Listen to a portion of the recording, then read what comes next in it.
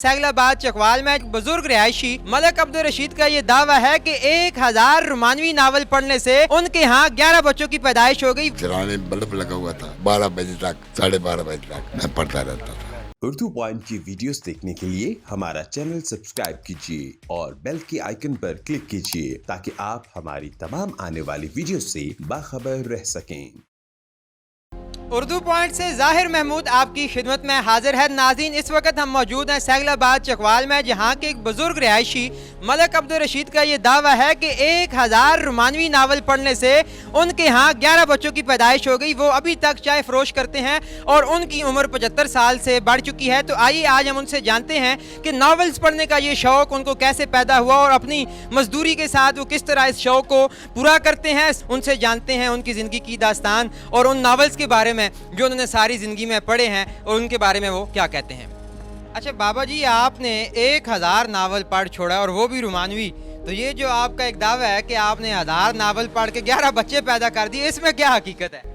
बीच में आते रहे हैं ये आंचल ख्वातीन, वो एक दो और थे लेडीज वाले, वो भी बीच में रसाले आते रहे हैं, उनके साथ भी तलक हो गया। वैसे तो मैंने पढ़े 1000 नावल पूरे, नसीम जादी, रईस अहमद जाफरी, सादत हसन मिंटू, अहमद सलाम, प्रेमचंद, वो इंडिया वाले थे, उनके बहुत से नावल पढ़े हैं। अच्छा, आप चाय बेचते हैं, चाय का ठिये लगाते हैं, जूतियों का काम करते रहे हैं, बहुत सारी नौकरियां की हैं, तो ये नावल पढ़ने का जो शौक है ये आपको कैसे पैदा हुआ और इसको आप किस तरह मैनेज करते हैं अपनी नौकरी के साथ? मेरे एक अंकल थे, पिंडी में रहते थे। सबसे पहले बिस्मिल्लाह हुई है सब रंग से।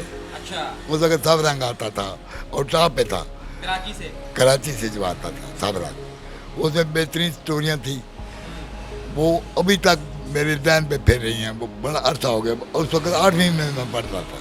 तो आप एक नावल पढ़ने के लिए कौन सा वक्त जो है वो मुख्तस करते हैं? घर को किस वक्त टाइम देते हैं? अपनी जो आप ठिया लगाते हैं उसको किस वक्त टाइम देते हैं? रोटी खा के फिर कम से कम घंटा 2 घंटे जो है ना, वो मेरे चलाने बल्ब लगा हुआ था, मैं पढ़ता रहता था। कितने बजे तक?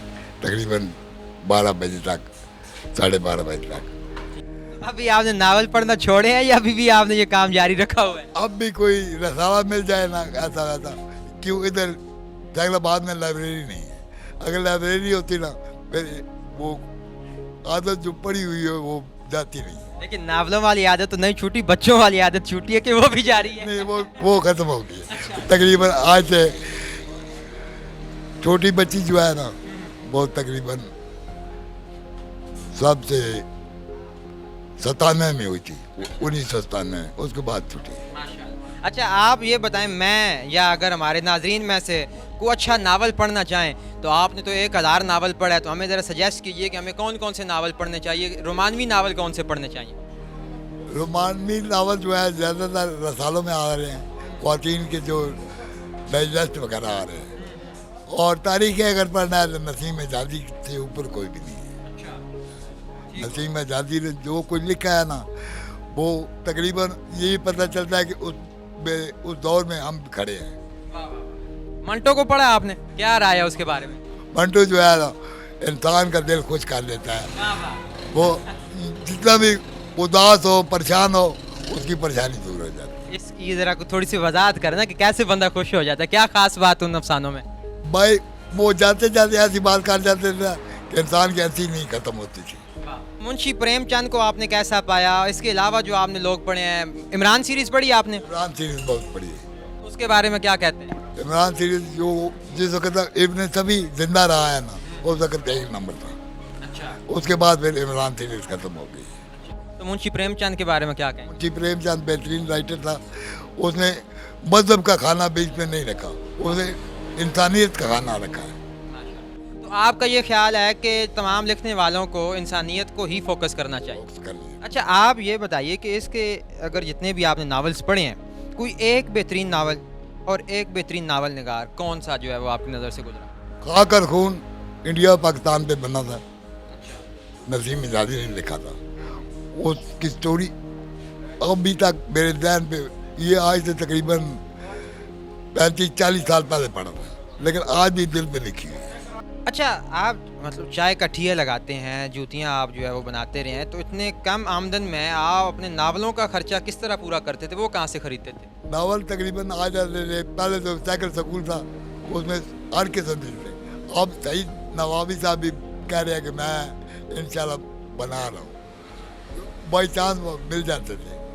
टीचरों के साथ भी वाकफियत थी, क्यों इसी स्कूल में मैं पढ़ा था, तो यहाँ से मिल जाते थे।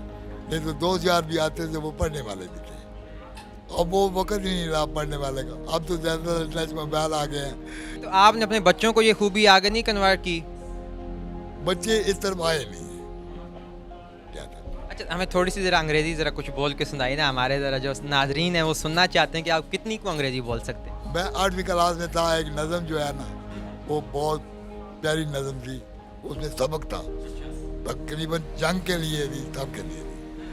टिक द क्लास है, टिक टिक टिक, what you have to do quick, time is running fast away, we must work and work today। और वो ट्विंकल ट्विंकल लिटिल स्टार आती है, हाँ, वो भी सुनाइए। वो यही है भाई, यही है ये ट्विंकल ट्विंकल लिटिल स्टार। एक दो ज़रा हो जाए रवानी में। और वक्त गुजर गया, तकरीबन 75वां साल, पौनी सदी शुरू हो गई है। अब वो दिमाग भी नहीं रहा, तो ये भी। अभी अल्लाह के शुक्र है आंखें ठीक हैं।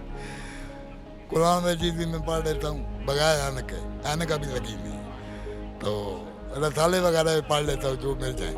ठीक है, सही चल रहा है, घर का रोजगार चल जाता है? चल जाता है। कितनी को आमदन हो जाती है? अब रिटायर हो गया हूँ मैं। अच्छा, चलिए, अल्लाह ताला आपको सलामत रखे, बहुत शुक्रिया।